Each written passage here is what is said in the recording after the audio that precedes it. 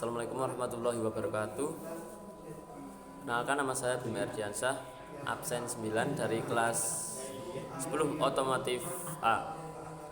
Hari ini saya akan mempresentasikan tugas saya, yaitu tugas IPAS tentang lapisan bumi. Nah, yang pertama yang utama yaitu struktur bumi. Bumi tersusun dari 3 komponen yang meliputi lapisan batuan yang disebut litosfer, lapisan perairan yang disebut hidrosfer, dan lapisan udara yang disebut atmosfer.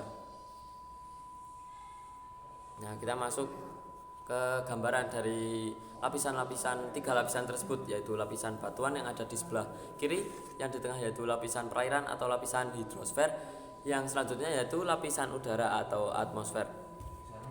Nah, kita akan membahas yang pertama yaitu lapisan batuan.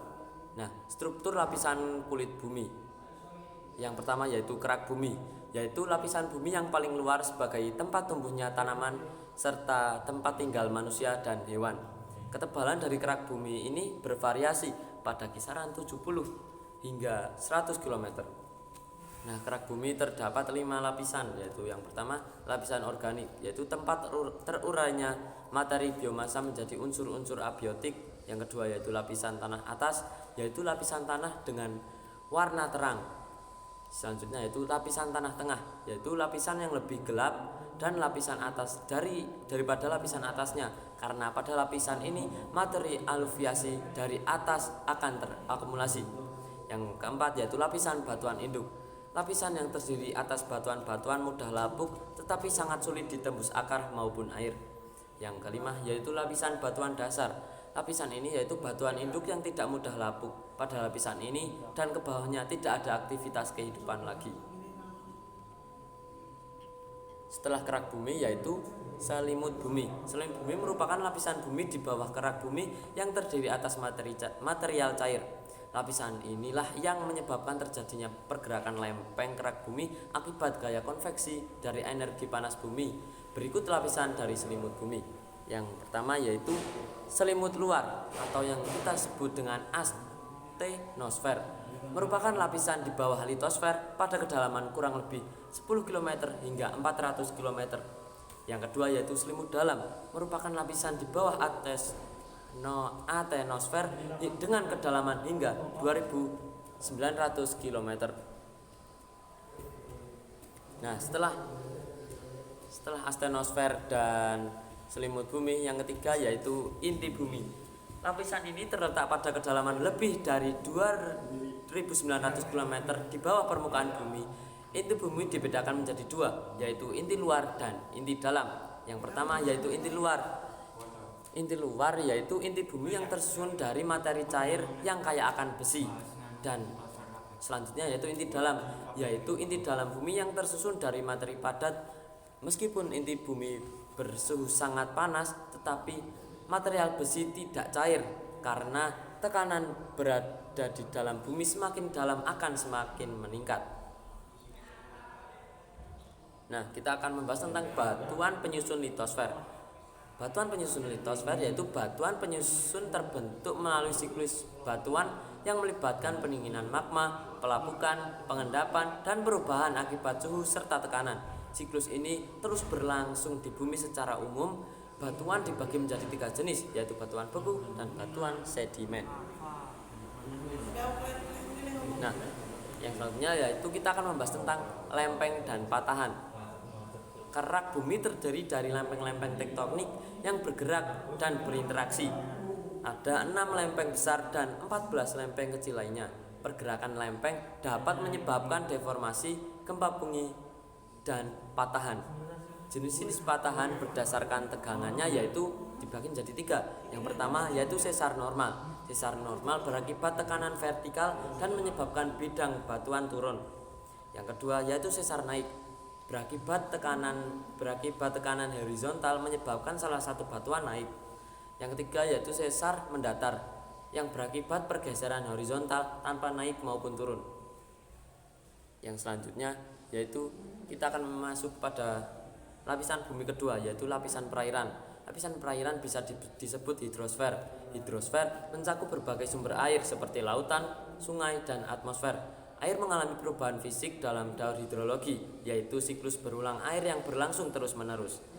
Jenis-jenis daur hidrologi yaitu ada 3. Yang pertama, daur pendek. Daur pendek merupakan penguapan air laut oleh matahari menjadi uap dan membentuk awan, serta turun kembali sebagai hujan di laut. Yang kedua yaitu daur sedang. Daur sedang terjadi air di daratan menguap, membentuk awan dan turun sebagai hujan di daratan lalu kembali ke laut melalui aliran laut. Yang ketiga yaitu daur panjang. Daur panjang merupakan penguapan air di laut terbawa ke daratan, berubah menjadi kristal dan es di atmosfer lalu turun sebagai hujan es atau salju. Yang selanjutnya yaitu tahapan daur hidrologi. Yang pertama yaitu evaporasi, yaitu proses penguapan air dari badan air seperti laut, danau maupun sungai. Selanjutnya yaitu transpirasi, yaitu proses penguapan air dari permukaan tumbuhan. Yang ketiga yaitu sublimasi, yaitu proses perubahan es di kutub utara menjadi molekul gas ke atmosfer. Yang keempat yaitu kondensasi, yaitu proses perubahan air menjadi partikel es. Selanjutnya adveksi, merupakan proses perpindahan awan dari satu titik ke titik lainnya. Yang selanjutnya yaitu presipitasi. Presipitasi adalah proses mencairnya awan menjadi hujan es yang jatuh ke bumi dalam bentuk hujan maupun salju. Yang selanjutnya yaitu infiltrasi. Infiltrasi adalah proses air hujan yang meresap ke dalam tanah melalui pori-pori tanah.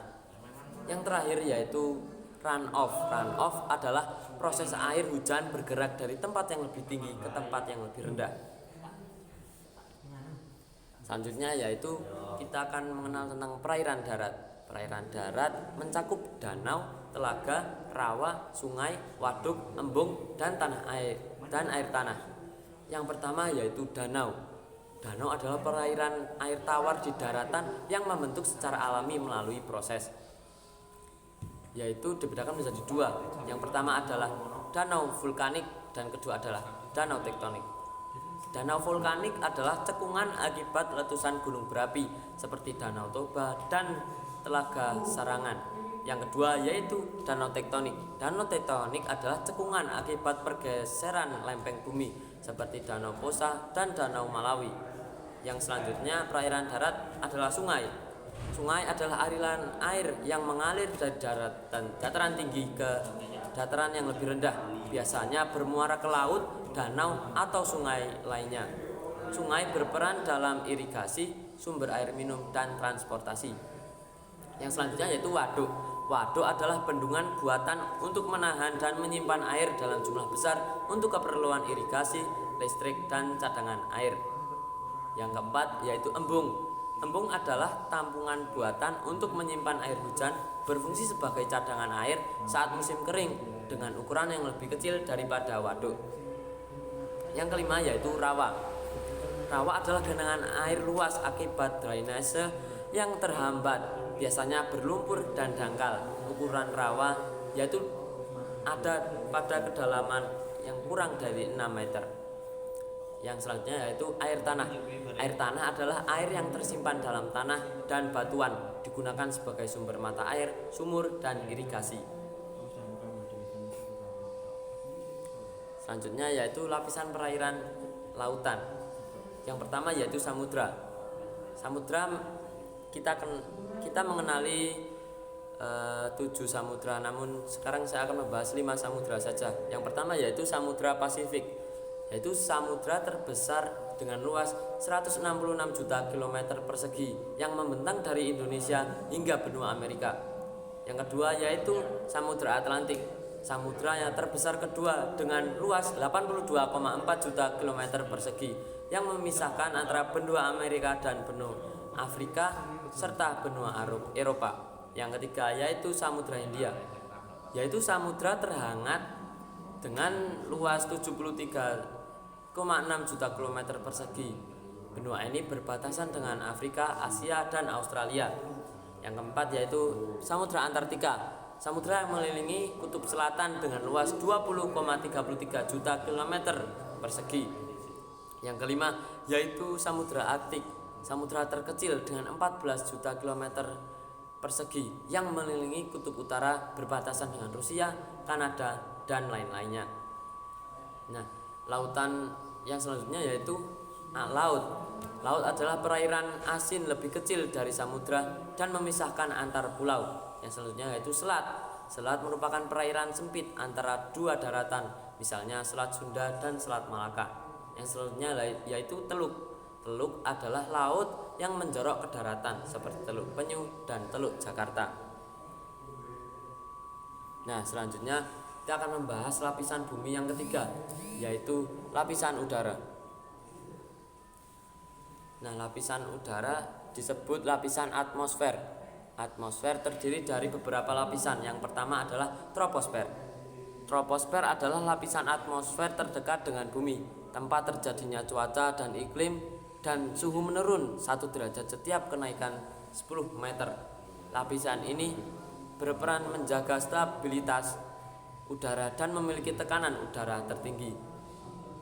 Nah, fenomena-fenomena cuaca di troposfer adalah hujan, yaitu kondensasi uap air menjadi presipitasi, serta berangin, yaitu pergerakan udara dengan kecepatan tertentu, serta petir, yaitu lonjakan bunga api akibat interaksi muatan listrik, dan kelembapan udara, yaitu kandungan uap di udara.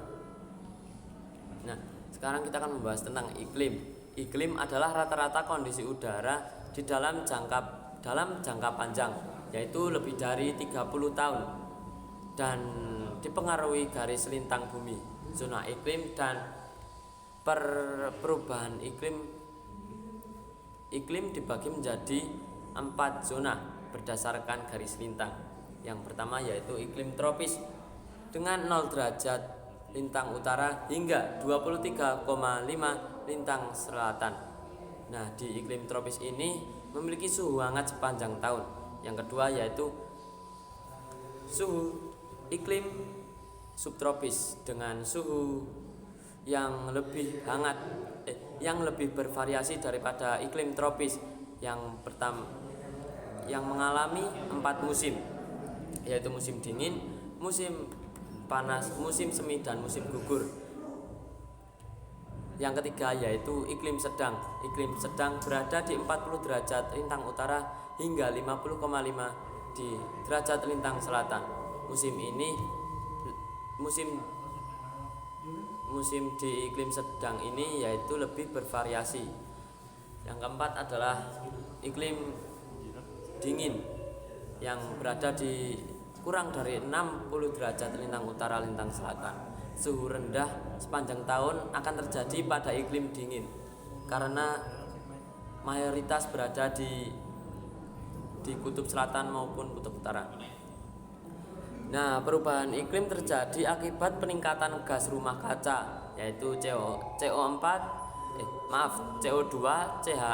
CFC, dan lain-lain yang menyebabkan pemanasan global. Sumber utama gas rumah kaca meliputi A. CFC dari kulkas dan aerosol, B. kendaraan bermotor yang menghasilkan CO2, C. tempat sampah yang menghasilkan gas metana atau CH4, dan D.